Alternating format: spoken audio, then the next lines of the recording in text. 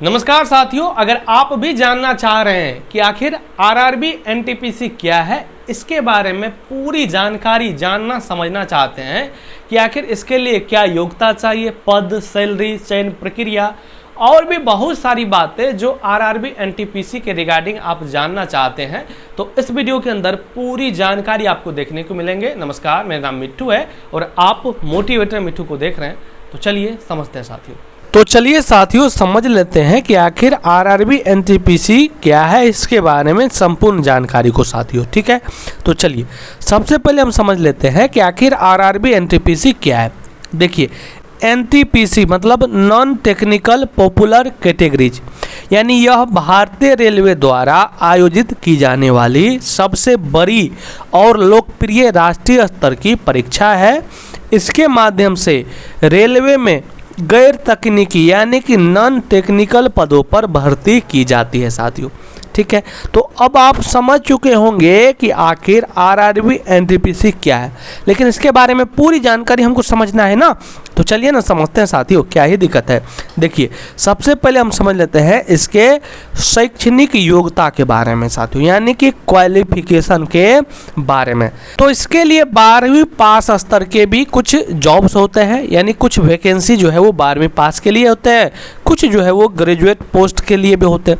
यानी अगर हम बात करें अंडर ग्रेजुएट के बारे में, तो देखिए न्यूनतम योग्यता अंडर ग्रेजुएट, यानी कि किसी भी मान्यता प्राप्त बोर्ड से न्यूनतम 50% अंकों के साथ +2, यानी कि आप 12वीं पास होना चाहिए।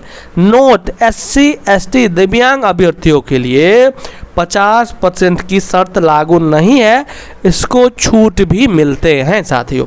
ठीक है, अब हम बात कर लेते हैं कुछ ऐसे पोस्ट होते हैं जो ग्रेजुएट लेवल के होते हैं, यानी कि इसके लिए न्यूनतम योग्यता क्या हो जाएंगे, किसी भी मान्यता प्राप्त विश्वविद्यालय से किसी भी विषय में स्नातक की डिग्री आपके पास होनी चाहिए।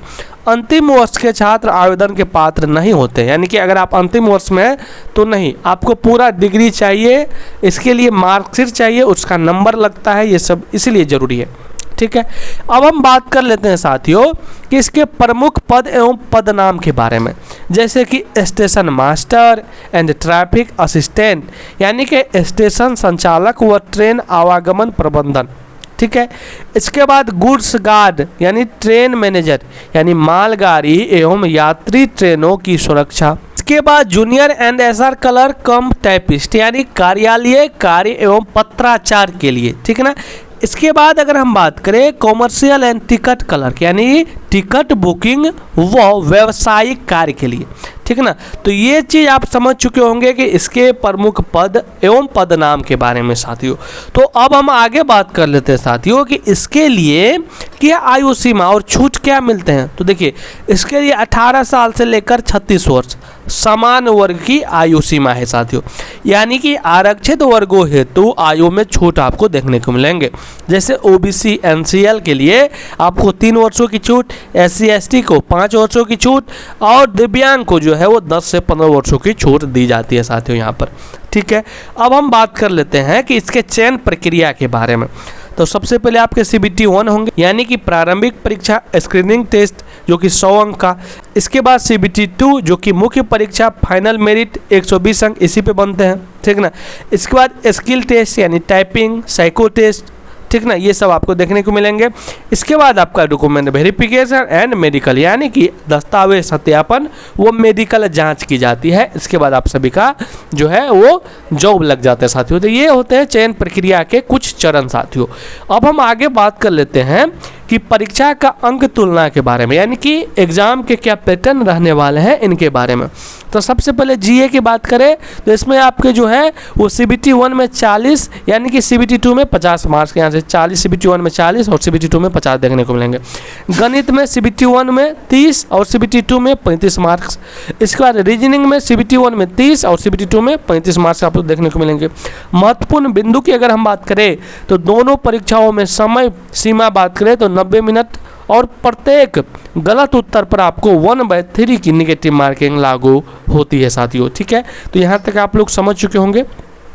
अब हम बात कर लेते हैं साथियों कि मुख्य विषय एवं पाठ्यक्रम के बारे में। तो इसमें आपको गणित रहेंगे। गणित में संख्या प्रणाली, बोधमास, प्रतिशत, लाभ हानि, अनुपात, ब्याज, समय एवं कार्य, समय और दूरी, क्षेत्रमिति, ये सभी आपको देखने को मिलते हैं।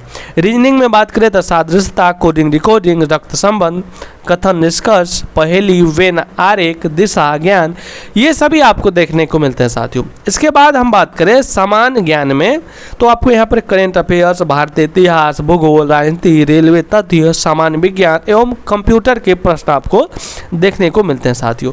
तो ये रहे मुख्य विषय एवं पाठ्यक्रम के बारे में साथियों। अब हम बातें कर लेते हैं कि आखिर स्किल टेस्ट और मेडिकल में क्या क्या होते हैं। देखिए, टाइपिंग टेस्ट की अगर हम बात करें तो क्लर्क एवं टाइपिस्ट पदों हेतु अंग्रेजी में 30 शब्द पर मिनट अथवा हिंदी में जो है वो 25 शब्द पर मिनट की गति अनिवार्य है। इसके बाद साइको टेस्ट में तो यहाँ पर स्टेशन मास्टर व ट्रैफिक असिस्टेंट है तो इसमें कोई नेगेटिव मार्किंग नहीं होती, केवल आपको ये पास करना होता है यानी क्वालिफाइंग करना होता है। इसके बाद मेडिकल टेस्ट की अगर हम बात करें तो विशेष रूप से आँखों की जाँच होती है, ठीक ना, तथा शारीरिक स्वास्थ्य देखी जाती है। इसके बाद डॉक्यूमेंट्स वेरिफिकेशन की बात करें तो मूल शैक्षणिक प्रमाण पत्र देखे जाते हैं, जाति प्रमाण पत्र एवं पहचान पत्र की जांच की जाती है साथियों, ठीक है। तो यहाँ तक आप लोग समझ चुके होंगे। आगे हम बात कर लेते हैं साथियों कि पद एवं वेतनमान सैलरी के बारे में। तो देखिए, जैसे कि जूनियर क्लर्क, ट्रेंस क्लर्क की बात करें तो लेवल 2 का, ठीक ना, यहाँ पर आपको मूल वेतन 19,900 और अनुमानित सैलरी यानी कि इनहैंड सैलरी की बात करें तो 30,000 से 35,000 आपको देखने को मिलेंगे। कॉमर्शियल कम टिकट क्लर्क की बात करें तो लेवल 3 का ये है, ठीक ना। इसके बाद इसमें 21,700 और इनहैंड सैलरी की बात करें तो 35,000 से 40,000 के बीच में आपको देखने को मिलते हैं। इसके बाद गुड्स गार्ड ट्रेन मैनेजर की बात करें तो लेवल 5 का ये जॉब है, इसमें आपको 29,200 यानी कि इनहैंड सैलरी आपको 48,000 से 58,000 के बीच में देखने को मिलते हैं साथियों। इसके बाद स्टेशन मास्टर लेवल 6 का, जिसमें आपको 35,400 और यहाँ पर आपको इनहैंड सैलरी की बात करें तो 55,000 से 65,000 के बीच में आपको देखने को मिलते हैं साथियों। अब हम बात कर लेते हैं कि सफलता की रणनीति के यानी कि तैयारी के 3 मूल मंत्र के बारे में। तो सबसे पहला कि सिलेबस व PYQ अभ्यास यानी पाठ्यक्रम को समझकर पिछले वर्षों के प्रश्न पत्र को हल करना। इसके बाद मॉक टेस्ट व स्पीड यानी रोजाना मॉक टेस्ट देकर समय प्रबंधन बेहतर बनाएं। इसके बाद नियमित रिवीजन, सामान्य ज्ञान व गणित के सूत्रों को जो है वो बार बार अभ्यास करें, जिससे आप जो है एग्जाम में प्रश्न को हल कर पाइएगा, ठीक ना। तो यहाँ तक अगर आप देख चुके हैं साथियों तो हम लगभग आपको सब चीज़ बता चुके हैं। अगर आपके मन में अभी भी कोई प्रश्न है, ठीक ना, तो आप जो है वो निश्चित रूप से कमेंट्स के माध्यम से पूछ सकते हैं। साथ में सफलता का कोई शॉर्टकट नहीं होता है साथियों, निरंतर अभ्यास से ही आपकी जीत तय हो सकते हैं। तो इसलिए तैयारी अगर आप बढ़िया से नहीं कर रहे हैं तो शुरू कर दीजिए आज से ही और आपको 100% सफलता मिलेंगे साथियों, ठीक ना। तो मिलते हैं अगले वीडियो में, धन्यवाद।